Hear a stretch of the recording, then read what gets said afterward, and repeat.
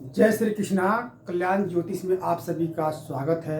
जैसे आपने हमारे 12 राशियों में से आपने सभी तत्वों के बारे में जाना कि अग्नि तत्व में आपका अगर जन्म राशि अग्नि तत्व हो, अग्नि तत्व में आपका जन्म हुआ है तो कौन से कार्य करना चाहिए। अगर आप पृथ्वी तत्व में है तो कौन से कार्य करना चाहिए, वायु तत्व में है तो कौन से कार्य करना चाहिए।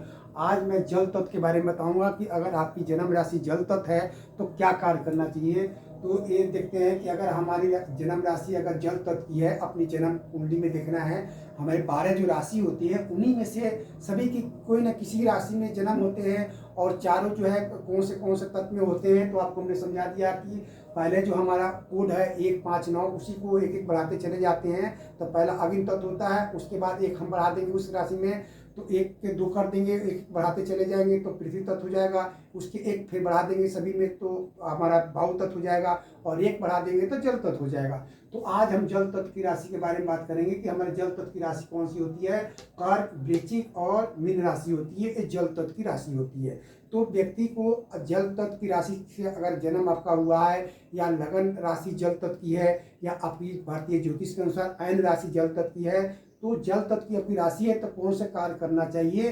तो अगर आपकी कर्क राशि है, जल तत्व की राशि है, तो आपको जो है जल से संबंधित कार्य में काम करते हैं, बिजनेस हो, व्यापार हो, इस विभाग से काम करते हैं तो आप ज़्यादा सफल रहेंगे।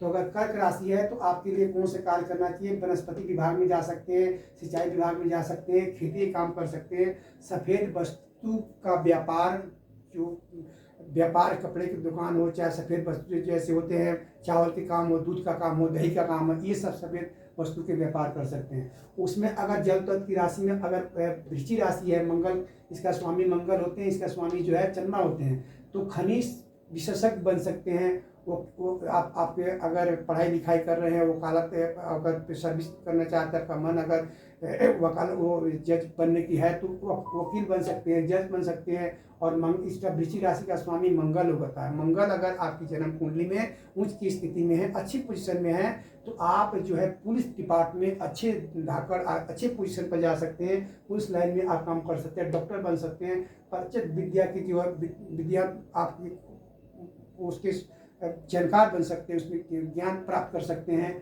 उसी तरह अगर मीन राशि है आपकी, ये मीन राशि में भी आती है, जल तत्व में आती है, तो मीन राशि है, अगर मीन राशि का स्वामी बृहस्पति होते हैं, अगर आपकी जन्म कुंडली में बृहस्पति उच्च के हैं, अच्छे घर में है, अच्छे घर के स्वामी अपने राशि में कोई जो अच्छा स्ट्रेन कर रहे हैं, शुभ ग्रहों की युक्ति है, उनकी दृष्टि है, या पंच महापुरुष जो बना, इस तरह से अगर बृहस्पति अच्छे हैं तो आप जो है शिक्षा विभाग में जा सकते हैं, राज्यपालक बन सकते हैं, बैरिस्टर बन सकते हैं, समाज सुधारक बन सकते हैं, जलदायक विभाग में जा सकते हैं, आयुर्वेद विभाग में जा सकते हैं। तो ये जल तत्व की राशियों को जो है अलग अलग काम है। इन जल तत्व की राशि जो कर्क, वृश्चिक और मीन, इन राशियों में आपका अगर जल तत्व की राशि में आपका जन्म है, अपनी राशि को देखना है। सभी लोग राशि जानते हैं लेकिन नहीं जानते कि हमारी राशि जो है कौन से तत्व की है। अग्नि तत्व की है, पृथ्वी तत्व की है, वायु तत्व की है, जल तत्व की है। तो हमारा जो आकाश तत्व इसमें नहीं लिया जाता, आकाश तत्व इस चारों तत्व में होते हैं। तो ज्योतिष में आकाश तत्व में हमारे 5 तत्व होते हैं, 5 तत्व से हमारा शरीर जो बना हुआ है, जो हमारे 5 तत्व कहे जाते हैं, उनमें से ज्योतिष शास्त्र में 4 तत्व की गणना होती है, आकाश तत्व को छोड़ देते हैं। तो अगर इन राशि में अगर जल तत्व की आपकी राशि है तो ये आपके काम इस लाइन में अगर काम करते हैं तो आप ज़्यादा अच्छे आप पोजिशन पर जा सकते हैं, अच्छे धन कमा सकते हैं, आप उसमें आपको सुख शांति की प्राप्ति हो सकती है। अब ये है कि अगर ये आपकी राशि है, कर्क हुआ, आप वृश्चिक हुआ, मीन हुआ, तो जन्म कुंडली में अगर इनकी पोजीशन अच्छी है। अब मैं आपको बताऊंगा कि हमारे जो 9 ग्रह होते हैं, आप कैसे जानेंगे कि 9 ग्रह में कौन कौन से ग्रह हमारे अच्छे हैं और कौन कौन से ग्रह हमारे बुरे हैं। इसकी जरूरत हमें पड़ती है जबकि आपकी दशा चलती है, हमारी 20 दशा चलती है, इसमें महादशा, अंतर्दशा, परिणत सूक्ष्म दशा चलते हैं। तो उसके बाद मैं बताऊंगा आपको कि हर व्यक्ति की जन्म कुंडली में 9 ग्रहों में कौन कौन से ग्रह अच्छे हैं और कौन ग्रह खराब होते हैं, उसकी दशा के अनुसार को फल मिलता है। तो उसके हम आगे की आपको उसमें बताएंगे, आगे हम जब आपको वीडियो में बताएंगे। आपको ये जानकारी हमारे कल्याण ज्योतिषी पर ले रहे हैं। तो इस तरह से आप आपकी जन्म राशि अगर जल तत्व की है तो इस तरह से आप अपने समझ करके आप हमारे चारों राशियों के बारे में जान गए कि हमारा अग्नि तत्व, पृथ्वी तत्व, वायु तत्व और जल तत्व, ये चारों जो हमारे 12 राशियों के जो तत्व होते हैं, तो आप जल तत्व की अगर राशि है तो इसके अनुसार आप काम करते हैं।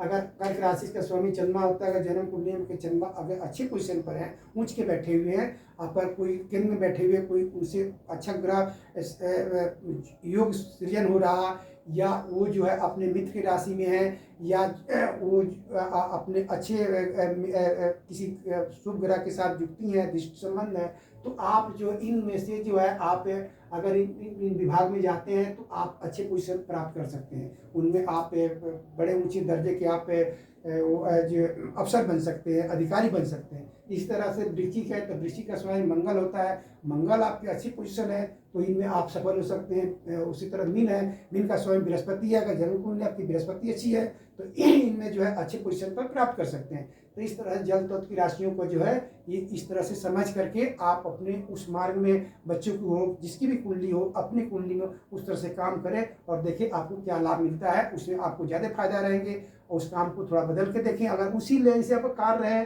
तो उसमें आप समझ गए कि हमारी जल तत्व की राशि है और इसी संबंधी से हम काम कर रहे हैं तो आप ज़्यादा सफल रहेंगे।